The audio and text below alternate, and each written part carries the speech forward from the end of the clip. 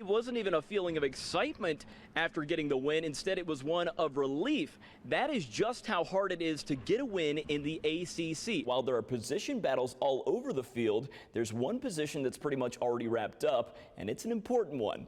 The punter. UVA pitching coach Carl Kuhn is actually a Florida graduate, while the head coach of the Florida Gators, Kevin O'Sullivan, guess where he went to school? The University of Virginia. The Hokies starting five has proven they can play with anyone in the country, but even they'll admit they aren't that deep. Just 3 years ago, the New Orleans Saints began to make the Greenbrier their second home for training camp. Racing is the order of the weekend at Bristol, but in just 3 weeks, the Speedway will host the most attended college football game in NCAA history. They even had to earn their way into fall practices, and now that those practices are underway, there's that much more to earn. The Richmond Spiders wasted no time in replacing football coach Danny Rocco, the former Liberty head coach, who left the state capital to take over the program at rival Delaware this week. After a roller coaster of a season with plenty of ups and downs, the Who's got hot at the right time, and it's only fitting that this unexpected group of Cavaliers were the first to bring home a national championship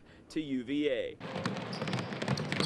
These days, everyone is trying to do more with less. But that's nothing new for Roanoke Catholic's Chung Sullivan. Even though he was born with just one arm, Chung can shoot a basketball better than most. I just shoot it regular like a normal person, but without having the other hand underneath the ball. So I just shoot the ball same form, and I make them. It's his heart, honestly. I think he just tries to prove people wrong. When people see him, they just think, oh, he's not going to get in the game, and when he does, he makes a couple shots, people are like, wow, this kid's good. Chung grew up in an orphanage in China before being adopted and brought to the States at the age of 8. From there, his mother, Kathy, has encouraged him to not let his differences put a limit on what he can do. I work for veterans, and I'm a veteran myself. I know that people can overcome all kinds of obstacles. We're not defined just by our physical bodies. Chung started playing basketball in middle school, and now as a senior, he's embraced his role as one of the leaders on the team. I've made it a point to kind of coach him just like I would anybody else, because I think he deserves that. It definitely takes a little bit of extra effort and focus, I think, for him to even compete at this level, but he brings that every day. I keep thinking that people don't think I can do anything good, but it turns out I can. My arm really hasn't affected my personality or anything. I just follow through my heart and then go on with my life. A follow-through that Chung has down to an art. In Roanoke, Zac Glover, WDBJ7. On most days, this is where you can find Doug Fonder. Dropped your hips some. Coaching young swimmers like 17-year-old Khalil. Okay, 2 more. At either the indoor or the outdoor pool, his permanent rasp is a testament of the countless lessons he's given over the last 47 years. A coach's role is to make every athlete you're with the best they can be. I get to the goal that I got to just by listening to him, because he believed that I could do it when I think I couldn't do it. But his coach's belief in his abilities didn't begin in the swimming pool. Instead, it began when the Fonders adopted Khalil at the age of 5. It came about like, would we help out for a short while? We said, sure, you know, like more like a foster parent would. For some reason, somebody just thought, you know, this little boy needs a home. We have 5 grown kids. We had just put our last one in college. We went from going to Outback for dinner to McDonald's again, so that's for Happy Meals. All of a sudden it built into, you know, forever. While Khalil may have grown up looking different from the rest of his family, he says it's all the same to him. I didn't see it any different from having black parents and white parents. It didn't really make a difference. There aren't differences. You know, skin and color should not make a difference in anything that goes on in society. I was adopted, okay? And I think he's going to be a good spokesperson for that, because he truly believes it. And for the last 12 years, Khalil has proven to be a regular chip off the old block, recently swimming his way into the Olympic trials. I love swimming, I love my family, and I couldn't repay them in any way. So when I swim, I do it for them, to show them the love that I have for them, and I love them to death. and I wouldn't change anything for my family. He means the world to this family. I mean, he is this family. In Roanoke, Zac Glover, WDBJ7.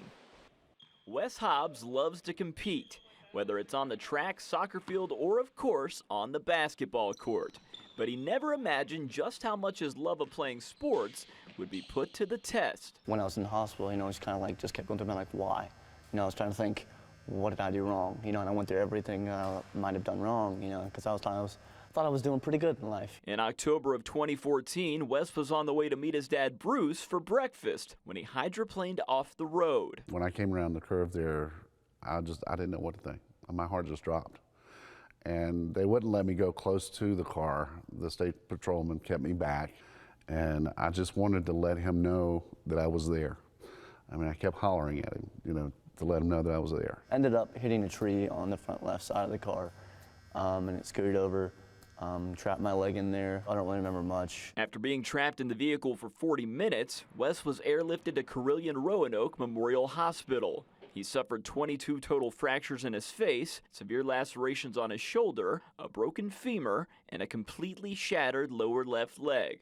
A lower leg that would no longer be the same. After 6 or 7 surgeries, we were in ICU, and the doctors started talking about amputation. Lynn and I both, we tried to get him off the medications and all the, you know, drugs and stuff like that so he could make a rational decision, and try to let him make that decision, not us. You know, I saw the look on his face when we told him, and it was, you know, hard to see.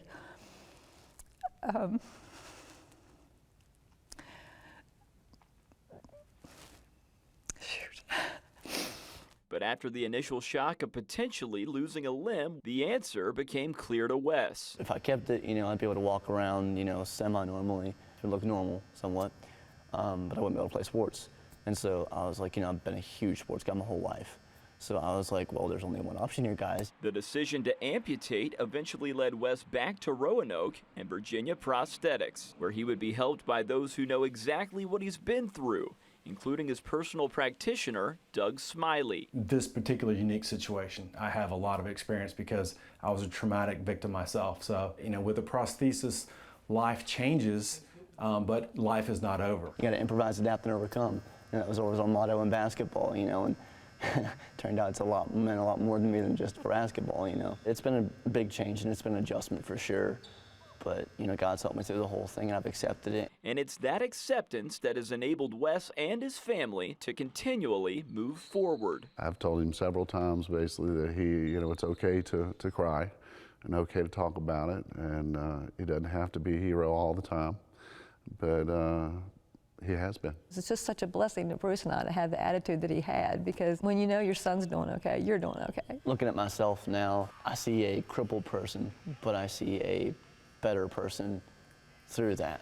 You know, yeah, I'm handicapped now for the rest of my life, but it's handicapped physically, but I'd say I'm strengthened mentally and in other ways. And those other ways certainly include his ability to empower everyone around him by simply standing on his own 2 feet. In Princeton, West Virginia, Zac Glover, WDBJ7.